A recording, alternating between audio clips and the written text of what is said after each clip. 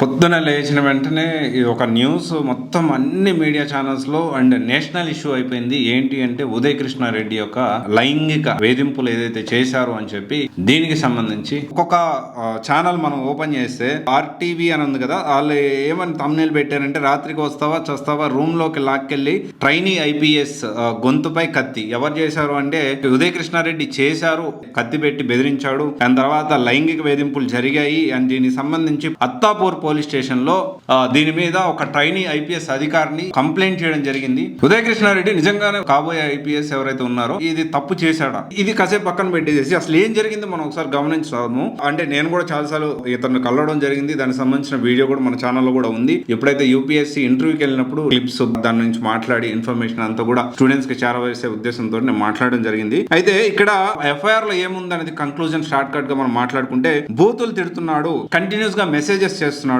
And దీంతో పాటు private అంటే రూమ్ లోకి జుట్టు పట్టుకొని ఇచ్చుకొని వెళ్ళి రూమ్ లోకి వేసి సో దాంతో పాటు కత్తి పెట్టి బెదిరించాడు. ఓకే, కత్తి పెట్టి బెదిరించాడు. దాంతో పాటు ప్రైవేట్ వీడియోస్ తీసి నా హస్బెండ్ కి పంపించారు, నా భర్తకు పంపించారు అని చెప్పి అత్తాపూర్ లో దీనికి సంబంధించి ఒక ఐపీఎస్ అధికారిని కేసు పెట్టింది. సో ఇక్కడ దీనికి సంబంధించి ఉదయ్ కృష్ణారెడ్డి లీగల్ గానే ముందుకెళ్తానన్నట్లు సో అతని వర్షన్ కూడా అతను స్టేటస్ కూడా నేను ఒకటి చూశాను. అయితే ఇక్కడ మనం అర్థం చేసుకోవాల్సిన విషయం ఏంటి అంటే సోషల్ మీడియానే కాదు మొత్తం మెయిన్ స్ట్రీమ్ మీడియా కూడా మొత్తం కూడా నిజంగానే తప్పు చేశాడని కంక్లూజన్ వచ్చేలాగా థంబ్నైల్స్ కానివ్వండి. ఇక్కడ నేను ఏమంటున్నానంటే క్లారిటీగా విన్నా, ఇది తప్పు జరిగిందా లేదా అనే తర్వాత సంగతి. డెఫినెట్లీ కోర్టులు ఉన్నాయి, దానికి అవి కోర్టులు డిసైడ్ చేస్తారు కదా. పోలీస్ అకాడమీలో లైంగిక వేధింపులు, ఆ తర్వాత థంబ్నైల్స్ రాత్రికి వస్తావా చస్తావా రూమ్ లోకి లాక్కెళ్ళి ట్రైనీ ఐపీఎస్ గొంతుపై కత్తి, ఇది ఆర్టీవీ. తర్వాత సాక్షిలో చూసుకుంటే రూమ్ లోకి తీసుకెళ్లి ప్రైవేట్ తీసి నా చాలా కొంచెం డీసెంట్ గానే పెట్టారు, సరే ఓకే. ఇంకొకటి ఎన్టీవీలో అయితే పోలీస్ అకాడమీలో పోకిరి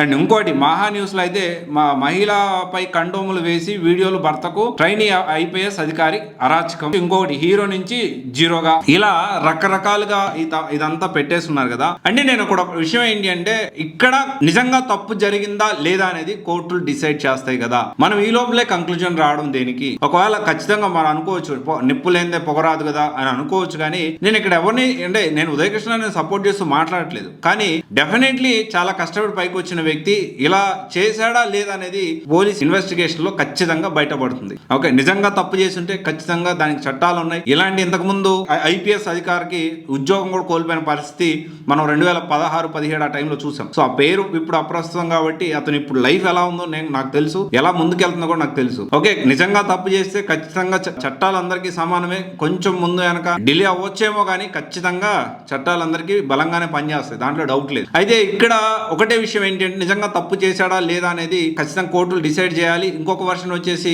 నిప్పు లేనిదే పొగరాదు కదా అంటా ఉన్నారు. సరే, ఏది ఏమైనప్పటికీ ఇలా జరగడం మొత్తం నేషనల్ ఇష్యూ అయిపోయింది ఇది. అండ్ జాతీయంగా అంటే చాలా పాపులారిటీ వచ్చింది. చాలా కష్టపడి పైకి వచ్చి కానిస్టేబుల్ నుంచి ఐపీఎస్ అయ్యాడని చాలా హ్యూజ్ పాపులారిటీ వచ్చింది. ఇప్పుడు ఆ పాపులారిటీ కాస్త పూర్తిగా ఫుల్ గా డ్యామేజ్ అయింది. ఏది ఏమైనప్పటికీ ఖచ్చితంగా ఏం జరుగుతుంది ఏందని మనం వేచి చూడాల్సి ఉంది. ఎందుకంటే చాలా మంది స్టూడెంట్స్ ఇతను లైక్ చేసేవాళ్ళు, ఇతను ఫాలో చేసేవాళ్ళు, ఇతను మోటివేషన్ తోటి చాలా మంది ఇంకా కష్టపడతా ఉంటారు యూపీఎస్సీ క్రాక్ చేయాలని.